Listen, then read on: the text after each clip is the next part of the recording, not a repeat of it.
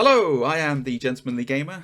And I'm Zane Taicho. Welcome to the Undisputed Nerds YouTube channel. You're about to watch a clip from our podcast, which we do every week, and you can find us on Spotify, Apple Podcasts, and all of your other favourite podcast platforms. Don't forget to leave us a like and subscribe to the YouTube channel if you haven't already. Hope you enjoy the clip. Anyway, that is what's all the rage with Nicolas Cage this week. So there will be more. There will be more next week, guys. It never stops. There's always weird things to talk about with Nicolas Cage. So that takes us into tips and bits, my friend. Do you have a little? Do you want to? I can't believe I'm cueing you for my own theme that I created. You ready? I'm always ready. Bits, tips and bits. Come on, everybody. It's tips and bits. There you go. Yay. All right. So, Zane, we got our usual bit. We can do. We got a bit of Marvel, we got a bit of DC, and we got a bit of miscellaneous. Which do you want first, maybe? Hit me with some DC. Hit you with some DC. All right. Mm-hmm. So, Zane. Mm-hmm. Let's start with the Warner Brothers stuff. So, Okay. we all know by now that Warner Brothers has been merged with Discovery. Yep. It was a massive merger. It basically involved a lot of shifting, a lot of changing of the guard, a lot of moving around. So there's been a lot of executive departures on the Warner Brothers side, also removal of certain programming at TBS and TNT.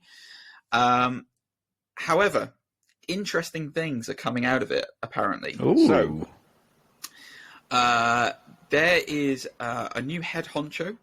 A guy, the new CEO, in fact. I'm trying to find what his first name was. I can only see his surname, which is Zaslav.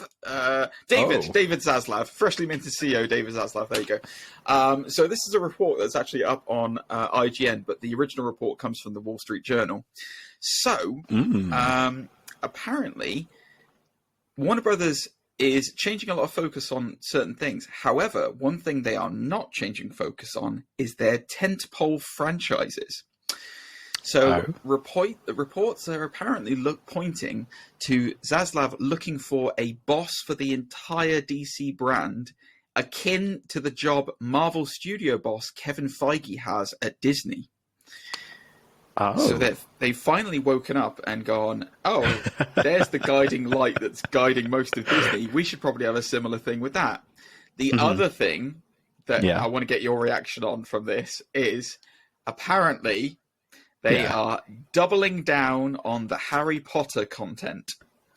So according to the report from the Wall Street Journal, Zaslav is looking to make Harry Potter-related content for HBO Max.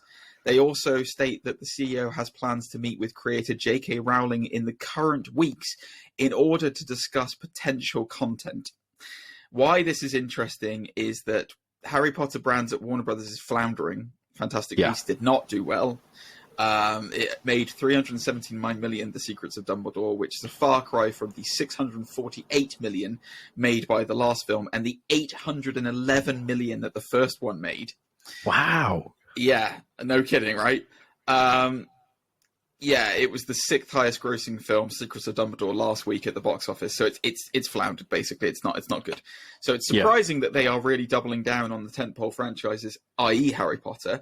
I guess, Zane, your thoughts on, first of all, they're doubling down on Harry Potter, but also the seemingly visionary wake-up that they've had to finally put someone in charge of creative at DC. Thoughts on both those things? I'm going to start off with the Harry Potter thing. I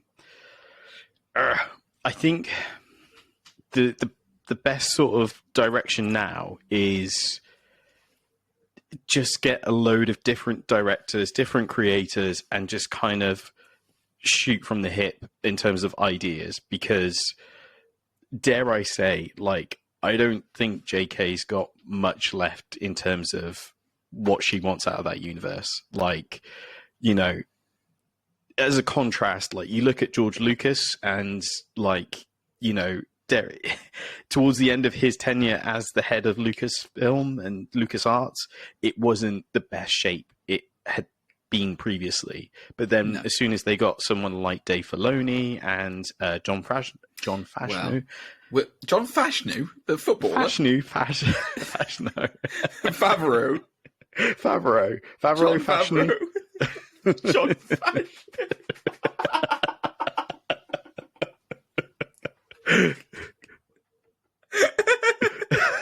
Give me a minute, that was too good. Oh yeah, that famous Star Wars creator John Fashanu. Do you remember when John Fashanu came up with the idea for Baby Yoda? Oh God, he was the footballer, wasn't he? I'm thinking of John Barnes. He's on from Gladiators. He presented Gladiators. John Fashanu with Ulrika Johnson. Yes, he did. Yeah. Awooga! Wasn't he an athlete runner as well, like Olympian runner? Yeah. And also, famous creator of Star Wars. So. Of The Mandalorian. Oh God, that was hilarious. I'm sorry, I didn't mean to swear. Sorry, God, that was so funny. Right, yes. No, it wasn't John Fashanu, mate. It was John Favreau. Keep it in. We'll keep it in, don't worry. Okay, that brought me back from the brink. Thank you. Yes. I think with Harry Potter, I don't know why they're not. I think with certain franchises, it's fine to explore different content of periods and stuff like that. Like Star Wars, you need different time frames now, and we'll talk about that later in our main review. But like, I don't know why you don't go to.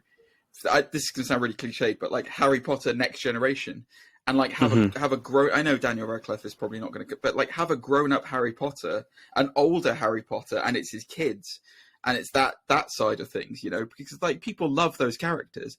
And like, whilst I like Scarmander, I mean, I still don't think, I said it in our review of Secrets of Dumbledore, it was a one-shot thing. And I don't think it should have been a franchise of Fantastic Beasts. I just don't. But, oh well, what are your thoughts on the DC finally getting somebody to be in charge solely of the project?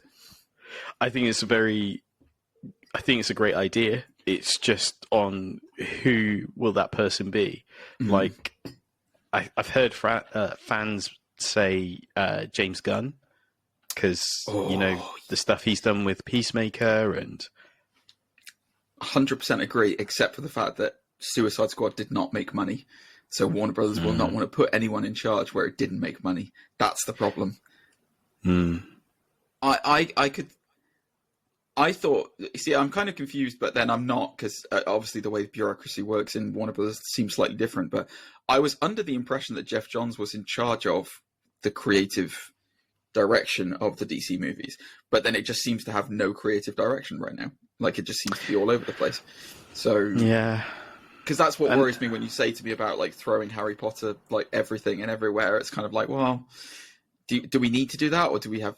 But I think that would work. You're right, in the wizarding world. I think that's different, because I think you can have those kind of individual stories that don't have to revolve around, because you've just got a place, basically. You can have Hogwarts anytime you want. And you kind of find a new stylized vision as well, because without someone like,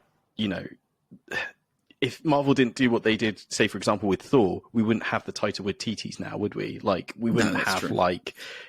That weird sort of bombastic and stuff, where they could experiment that sort of thing with Harry Potter now. I just had an amazing idea for what I'd like to see in Harry Potter, and this is a legit. I would like to see a Harry. So Prisoner of Azkaban, and all those prisoners who are in Azkaban and stuff like that. I would like to see a Harry Potter-esque detective agency. Imagine that, like a buddy cop movie, but in Harry Potter world, where they have to take down the most dangerous wizards. Don't they call them Auroras? Like, can you imagine a Mark buddy cop. Wahlberg? That's what I said. Yeah, Mark Wahlberg. Oh my God, that would be amazing. That would be amazing. He brings out his Max Payne jacket in the Harry Potter world. Just walking around. What's going on here? Yeah. Leviosa. Anyway. Right, so that was the first bit of DC news. I kind of did 2 for 1. Next bit of news, bearing in mind how badly they do need a creative director at DC. Here's part of the reason why. So this is a report from Cinema Blend. Apparently, DC has cancelled a movie after just 3 months of development. Really? What movie?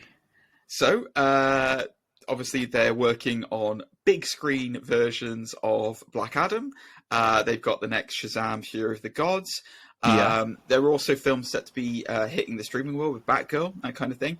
But amid all this progress, one film that was set for streaming has now been cancelled, and it's none other than the Wonder Twins. That only got announced like... Well, I 3 guess, months ago. Yeah. Was it 3 months ago? I thought it was like a month ago that they did the It... casting and stuff, right? I guess not. If it's production 3 months ago. I think they did. Yeah, no, it's literally only just been... It's only just been in. So like, but yeah, they've already got rid of it, apparently. Warner Brothers Discovery have not confirmed it 100%, but the Wall Street Journal have backed up the reports and they've provided reasons for the move. Trade reports that the company CEO David Zaslav, again, I think we're going to be seeing his name a lot in the coming years, believe the movie's $75 million budget to be too high and thus wouldn't generate sufficient returns. Which I kind of agree with him on. Yeah, I think he's right. Black Adam scribe Adam Zizkiel was set to write and direct the movie. It was to star KJ Apa and Isabel May in the lead roles. So you're right, they did cast it. But yeah, the report goes on to say that the production was a bit of a whirlwind. So, thoughts on that, Zane? A movie being announced that it cancelled 3 months later. Are we really surprised? No, I mean, good. Like, you won't get disasters like the Marvel legend, Michael Morbius. Oh, don't ever refer to that as a disaster. It's number one on Apple TV at the moment, isn't it? Yeah, it is. But yeah, it's a good thing. Like, who's asking for a Wonder Twins like movie? I know. Yeah, I know. Who's really going out there and being like, "Oh yeah, this is great." Yes, it's interesting to say the least. So yeah, there we go. If more proof was needed that DC needed to understand what they're doing, then there it is. But there we go. Anyway, so that's all the DC news for this week. Marvel or Misk? Ooh, let's do Marvel. Let's do Marvel. All right. So both bits of Marvel news this week revolve around Disney Plus, with some very interesting statistics coming out this week. So we'll start with the stats one, and then we'll go into some of the juicy stuff. So in Disney's latest upfront presentation to advertisers, Marvel Studios boss Kevin Feige has revealed the most watched MUC series on Disney Plus so far. Ooh. Would you like to have a guess which one it is, Zane? My money is on either Loki or WandaVision. I think it's going to be Loki. You are correct, my friend. Yes. So this is according to Nielsen's ratings. Basically shows are rated depending on their watch times. So it's minutes watched. Right. So basically it's for all the viewers who watched it, it's how many minutes they accrued watching the shows themselves. It's quite a lot. Yeah. So current data for full season watch times for the 4 live-action Disney Plus Marvel shows released in 2021 are as follows. Loki, 5.23 billion minutes watched. Ooh. So that is 872 million minutes per episode. WandaVision was second with 4.8 billion minutes watched, 534 million minutes per episode. Here's where it gets interesting, right?